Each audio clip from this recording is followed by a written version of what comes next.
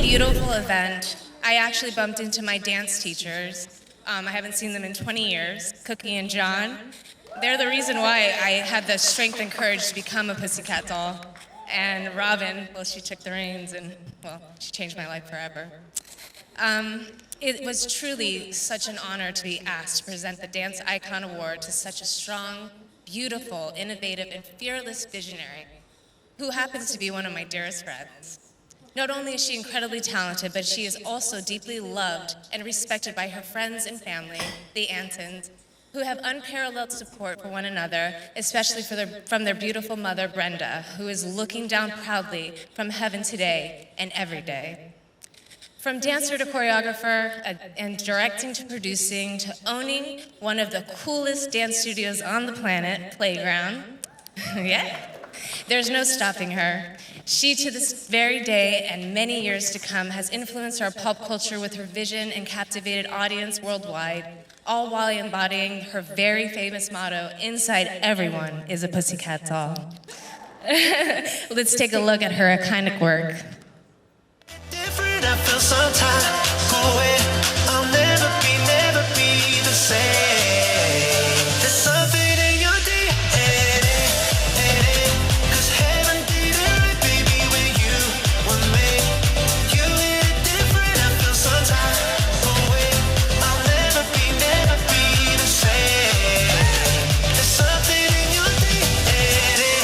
Yeah. When you're close to me, we can't help but explore. Touch every part of me. And when we kiss, you left me begging for more. I just want more.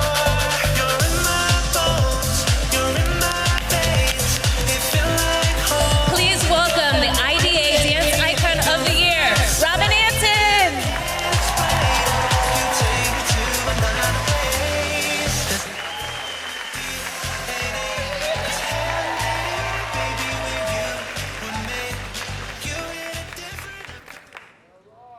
Wow, oh my God. I was watching that and I'm like, where's my friends, the routine? And Charlie's Angels and all the things that I'm supposed to be getting an Icon Award for. But anyway, you all know, I think, why I'm here. And this is something that I have been wanting for a long time. But you know, there's so many amazing people that deserve this kind of award. You know, just being called an icon to me is like, wow. I just do what I do and I love what I do and I love to dance and I dance every single day. Inspiring women and men and all genders all around the world to be who they are and do what they love and dance, no matter if you're a lawyer, a doctor, a nurse, whatever you are, just, you know, bring it all back to dance. As Kim Hale says, I introduced her to heels. Right, Kim?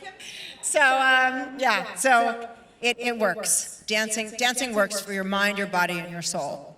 I lost my mom last year, and it definitely took a major toll on my family, and was something that we all had to come together and deal with and really support each other in it. And dance really has gotten me through it and I just say dance therapy, no matter what.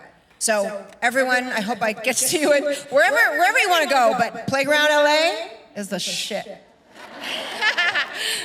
So anyway, I want to say thank you so much to the Dance Industry Awards for honoring me with this incredibly special award, and to all of my friends, my family who are sitting right here that support me every single day through my life. I love you guys so much. Thank you so much. So here is my story, as short as I could possibly make it. I promise you, Jackie Slight, who produced this, I promise you it will be over 3.5 minutes, but hopefully only 4 minutes. So buckle up, okay? I just want to tell you my story. Okay, so I started dancing at the age of 9. I was always very inspired by musicals, fashion, great music of all genres, thanks to my brother, Steven, who is not here tonight, he's working, and my mom, who is not with us. Mom, I love you.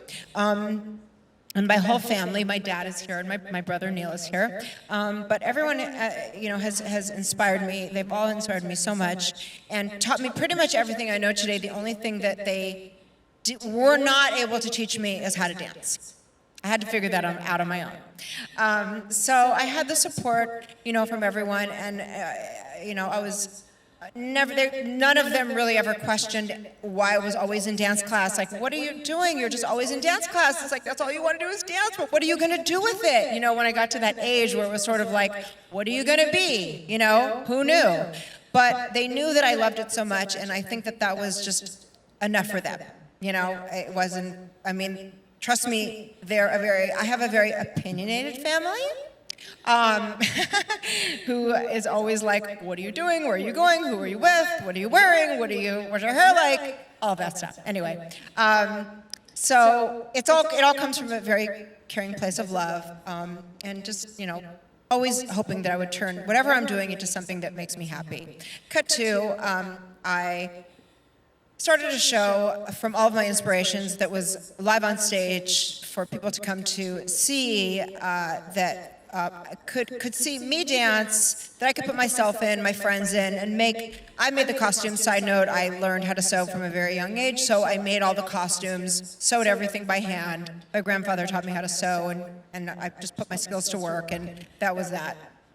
Around that time, I had met Christina Applegate, and that was around in 1995, and I met her in a dance class. Who knew that she was such an amazing dancer? And so talented, and I just was like, do you want to do this crazy little show that I'm thinking about? We ended up becoming roommates. To this day, we call each other roomie, and we love each other. And I think about her every day. She had a little dance studio in her garage, and I would just go down there and create dance numbers, and just kind of was like inspired by everything from Sweet Charity to all of the, a lot of Bob Fosse films, and it was something a lot of us are very inspired by, and dancers like Sid Charisse and Fred Astaire and Ginger Rogers, and a lot of sort of those pioneers of dance that really helped create kind of what I wanted to do. And Christina loved what I was doing, and said, I have this friend named Johnny Depp. I'm like, who? And he owns the Viper Room, and I think he would love what you're doing. And I was like, do you want to be in it? And she was the first of many celebrities that I ended up putting in the show and paved the way to, what the Pussycat Dolls became. And Johnny loved it. We auditioned for him. We just did one number. The next week, we were up on stage, and night after night, selling out. Carmen Electra came in. She was on board, and 8 years later, we were still performing at the Viper Room. Throughout the years, we had tons of celebrities, hearing about this wild show down at the Viper Room. They had to see for themselves. I'll always remember Carmit Bakar, who a lot of you know, amazing dancer, telling me she was going to bring Gwen Stefani to the show, and I'm like, what? You're bringing Gwen Stefani to the show? And here I am up on stage, and here she is, like, literally right here, and I'm like, oh my God, this is so crazy, like, we're dancing, the curtain starts closing, I jump off the stage, and I'm like, Gwen, do you want to be a part of the show? She's like, I could never do this in a million years. This is like too scary for me. This is something that I'm too nervous. And I'm like, you're Gwen fucking Stefani. Like, what are you talking about? You're an icon. You're like the greatest rock star in the world. And she was, it was just crazy. And the next thing you know, she was up on stage dancing with us, and shook us all. She was so amazing, and she really did. She was also one of the first, and everyone from Christina Aguilera to Pink to Fergie to Kim Kardashian, Charlize Theron, Scarlett Johansson, Pamela Anderson, Paris Hilton, and the list goes on and on and on, who've graced the stage with us and helped us pave the way to really what was to become something huge. In the meantime, we were working dancers in the business, trying to make a living and doing what we were doing, and doing everything in the show. All of the girls helping me put this small little show together at the Viper Room stage, hanging the curtain, putting rhinestones on the curtain, putting rhinestones on all the costumes that I made, and the list goes on. I could not, literally could not have done it without those girls. Jessica Sutta, all of the recording group girls, and all of the girls before that, and before that. There were many incarnations before that, which ended up becoming the recording group, the Pussycat Dolls. And I had learned, thank you, I know, it's really a special thing that it turned into what it did because it's something that I didn't, I think as dancers we all know that we just do what we love and we don't think about like, this is what I'm going to do, like from when you start dancing, you just do it, you just dance. And then that's why I say, you never know what it's going to become. It could become something that's just like bigger than you ever imagined. And that's really what happened for me. And I did learn that, choreography was obviously, a huge passion of mine beyond the live show. And I was lucky enough to land some really epic jobs, like a lot of the stuff that you didn't see up there, like the Friends routine and stuff like that, and Charlie's Angels, and when Jimmy Fallon was the host on the Emmys and had all the comedians on there, and I did, things on the Academy Awards, and I did a lot of great things. So I think that that's kind of why I'm here, not just because of the Pussycat Dolls. I think that someone finally, thank you, Jackie, is it you? Someone recognized it. They're like, maybe Robin should get this Icon Award. But I'm really grateful for that. And, I was always one of those choreographers, too, that was kind of called on for, the comedy or the sexy. I had this cover of this magazine that was, the Queen of Sexy. I'm like, maybe that isn't me, because when I choreographed Paris Hilton in the Carl's Jr. spot, That's Hot, I had to say, 5, 6, 7. On 8, you lick. And then on 5, 6, 7, you bite. Right? And that was the choreography. And then, I had to kind of mirror her on a car and crawl around and be all super hot and wash, cover myself in suds and do all this, that she just copied me. And I did a lot of that for a lot of celebrities that weren't dancers. And Mikey Menden was my assistant for many years, who I'd met, when he was a child and went on to become who he is today, which is I'm so proud of, and we're still partners in crime, which is amazing. At that point, I was still doing the shows at the Viper Room. My brother Steve, who wrote and directed Burlesque, the movie, was also writing dialogue for all the celebrity MCs at the club shows and shooting this beautiful footage. So we had met with a few record companies and decided to land on a great opportunity and make a deal with Interscope Records and turn the live show into a recording group, the Pussycat Dolls.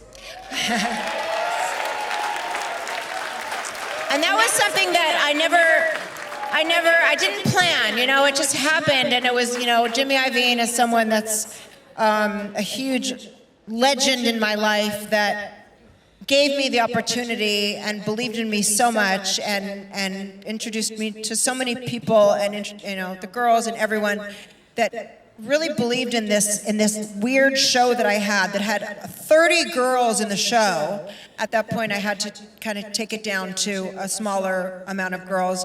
But Jimmy believed in me so much. He was like, you're the driving force of this, and this is something that, you're going to be an inspiration for so many girls, young girls and women, and at that time, he hadn't said men around the world, but now I'm going to say men around the world because, it is about inspiring everyone and being who you are and being feeling empowered and teaching everyone about what being empowered means and being who you are and not being afraid to be who you are. We went out there, we auditioned, we had to find new faces. We found Nicole and Melody, who, are beautiful girls and, amazing voices, and found Jessica and Ashley and Carmine and Kim. Yes. Yeah, thank you so much. So anyway, that's the Pussycat Dolls, and I want to say thank you so much to everyone for this beautiful Icon Award. And I just want to say one more laugh, but this is for my mom, Brenda. Mom, I love you so much. Thank you.